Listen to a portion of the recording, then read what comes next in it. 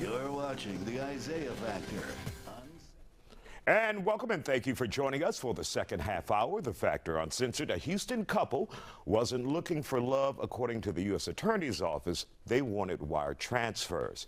Investigators say Darlington Akperugo and Jasmine Sood are married in real life and played the long game in an online romance scam.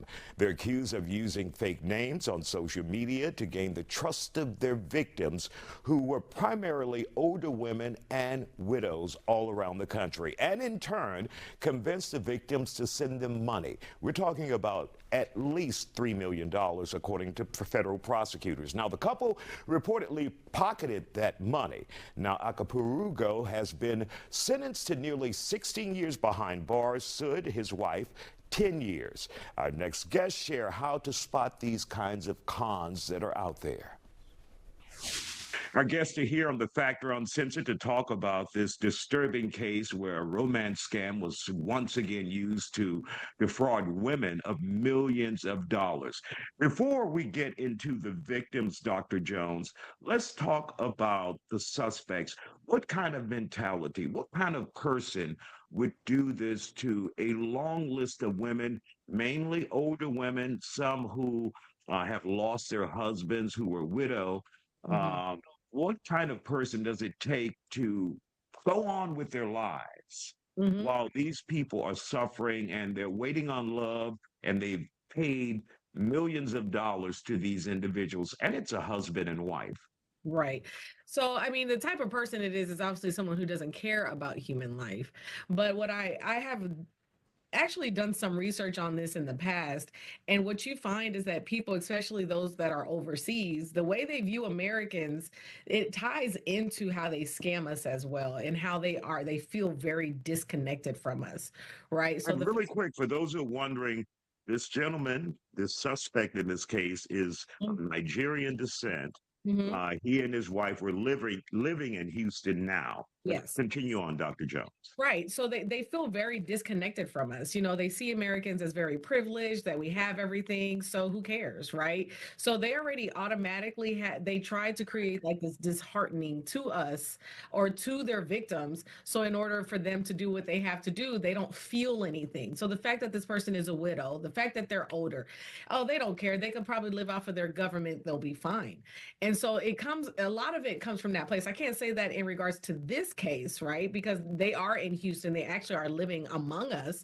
So you would hope that they felt more connected to us, but it's greed, right? Like the more money they get, the more and it seems easy, right? You have these older women who are desperate for love. And it's not even desperation. It's just they don't really know the signs to look for sometimes, especially online. And the fact that they actually did go ahead and report it and go to the police, I'm very proud of the people who actually did report it, because this can be seen as absolutely embarrassing, because you're not only like your heart is torn to pieces, but you're financially torn to pieces as well. So you're not healing just from one place, you're healing from two places. And that is devastating, especially when you're older, you don't have many places to go. Maybe your finances are not as like, it doesn't come in as it used to. So this is like, it took a lot of courage for the people who came up and said, hey, we need help. But the victims, I mean, the not the victims, but the aggressors, they don't care, right? It's a means to an end. It was a way for them to make fast money, and as long as they say they feel like if you're dumb enough to believe it, then I'm dumb enough to take it. Incredible, incredible. And that's likely their mentality. Yeah. And Leah, for those who are wondering, you work at the Better Business Bureau here in Houston, and this is quite a familiar scam. It happens a lot in Houston and around the country. Right, exactly. We do see this very often. It's been a big scam over the last couple of years. It increased during the time of the pandemic, and it's still one of the top scams we get every year, unfortunately. And it doesn't just happen around Valentine's Day. It really is year round, and it can target many populations. The elderly is the most targeted because they are often lonely. They may be dealing with cognitive impairment issues too, where their judgment is off. So they are prime targets, unfortunately, for the scam, but it can really affect anyone. And unfortunately, it's just ongoing and it never seems to end. We constantly get scam reports on the scam. Now, what we are hearing is that in one case, a woman bought them a luxury car, rented a mansion for them, and I assume the woman thought she was buying this for the man, but he and his wife or his fiance, they were getting married back then, and I think he was arrested like on his wedding day. So she bought him a mansion and or rented him a mansion and bought him a luxury car. What does it take, Dr. Jones, for someone to believe someone that much and give so much to someone they're not absolutely certain 100% that they're on the up and up? You have to remember, this is not something that just happened. I met them a month ago and then I bought them a car. This is years of emotional investment that they put into these people. Mm. So this is someone, who felt like this person knows me and they get me. And for maybe those who are more technologically savvy, they know like, well, did you FaceTime them? Have you met them? The whole catfishing industry, all of that is well known for a younger generation. But older generations, it's about that emotional connection. Like, are you there for me when I need someone to talk to? Do you pick up the phone? Right? Are you there when I'm on the internet? And honestly, when you're lonely, that is it's not only lonely, but there's this sense of fear of forever being lonely that feeds into a different part of our psyche that you can't really control. Fear and loneliness is a very powerful drug, right? And it's a powerful drug for the young generation, but in a different way. And it is a powerful drug in the elderly population. Their children are grown, they live in their own lives, they may not have as much of a community. And here I am, you make me feel seen for years, right? So this isn't someone who just bought a house for someone that I just met like last month. Like, you remember my birthday, you send me flowers, you do all these things, right? But he's saying like he's probably in Nigeria. We don't have the ability to FaceTime, but you are the love of my life. And I can't wait to share that with you, right? If we rent out this house, you could come visit me. And I want to make sure I have a house that makes you comfortable. I don't want to live in a small apartment. I need something big. I need something great. I want to be a man in this relationship. I want to be able to drive you around. It is the slow ticking of manipulation, and it's not as black and white as a lot of people think it is. That's some valuable information there from Dr. Jones, and we're not done yet. Make sure you stick with us. We'll continue this conversation and how to avoid it after the break. All righty, welcome back to The Factor Uncensored. Online romance scams are common. The Federal Trade Commission says Americans lost $1.14 billion to those cons in 2023. I asked my next guest, or my guests who are back, how victims dealing with the scam or sham of dealing with the shame of being scammed can get the help that they need. Now, we want to remind you, this conversation was sparked here on The Factor after a Houston couple was sentenced to more than 10 years in federal prison for targeting women around the country. Let's get back to it. Often the victims do feel very embarrassed and ashamed. They feel like they should have been smarter and they should have known the signs. But these scammers are very gifted at manipulation. So it's very difficult for even someone who's extremely intelligent to notice some of those signs. And oftentimes it's someone in a vulnerable position. Maybe they've gone through some personal hardship themselves. Maybe they're widowed or divorced. And so they're more vulnerable to these types of scams.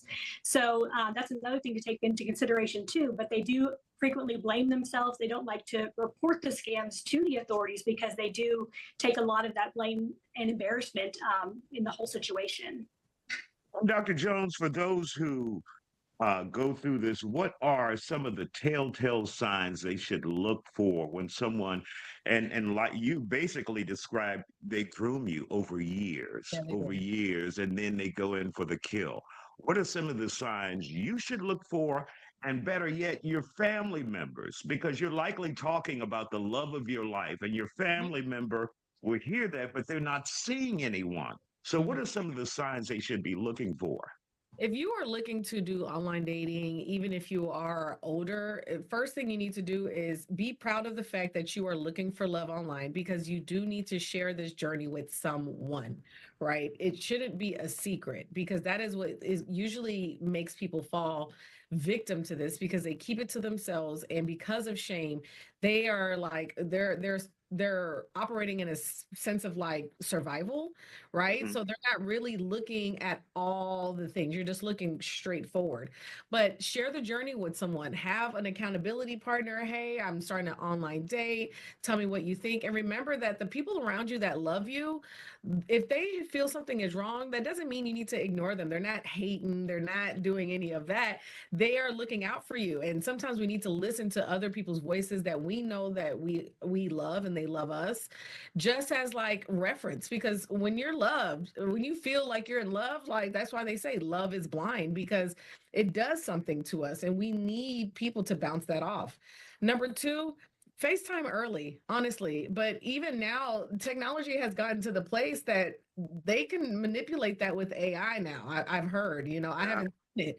And so, but right now, for now, go ahead and try to FaceTime early, FaceTime often, right? Because if you only FaceTime once, they can use maybe a program, or they can get someone who looks like the person to talk to you that time, but FaceTime different times of the day. It is important. First of all, you're dating. So if you're doing online dating, go ahead and get that information, and do your online research. Like use those those websites that do criminal background checks and all those things.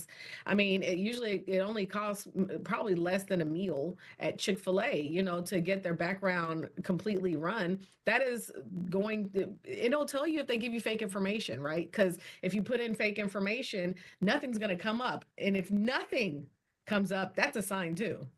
Right. So there are certain things, and I'm pretty sure she agrees with me, and I'm sure she has a lot more tactics than me. But emotionally, you just have look, don't keep yourself away from technology. You need to be savvy. The older you get, I feel like the more you should be invested in understanding technology. I really liked when Facebook would say, like, hey, we have to tell the public this is AI or this is false information. I really enjoyed that because I felt like it made people accountable for the information they were posting. Absolutely. And Leah, for those, when you realize, okay, now your clouded judgment is clear, you realize you've been victimized, where should you go to report this problem? It is important to go to the authorities. So that's the government authorities, like the FBI investigates these types of scams. They have their site called ic3.gov, which is a site to report online scams. Also, the Federal Trade Commission investigates the scams at ftc.gov. So that's another great resource for you. You can also report any scams to us at our scam tracker service, bbb.org, and that allows you to share your experience so it warns others. So fewer people will fall prey to the scam. And also you can look up other scams on there as well to educate yourself and your friends and family on other scams that are out there too. And really quick to wrap us up, Dr. Jones, for those who have been scammed and they've gone through this and now the suspects have been either arrested, taken into custody, sent to prison. You're at home alone now wondering, how did I get myself into this? I'm embarrassed. How do you deal with that? Should you go to counseling? Should you talk to family members, friends? What? How do you deal with the turmoil now? All of that, honestly. I think the more community you have around you, the better. We have to utilize our resources. Okay. We have friends that are there for us. They want to be there for us. We have family that wants to support us. And you have professional services that can help guide you through this process as well. It's not one or the other. Incorporate all of those things in your life. If you are currently in a space where you are online dating and you're unsure, honestly, if you have young people in your family that you can talk to, ask them to look at this. Hey, what do you think about this guy? Do you see anything? And young people, I feel like we have a responsibility to our elders as well. Check on them, ask them questions, like ask to look through their phone and stuff like that, and tell them like, hey, don't click links that you get. It's our responsibility to teach them, just as it's their responsibility to teach us as well. Well, Dr. Jones and Leah, thank you both for joining us here on The Factor Uncensored. And for more information, you can always visit Dr. Jones on social media and Leah at Better Business Bureau here in Houston. Thank you all for joining us tonight.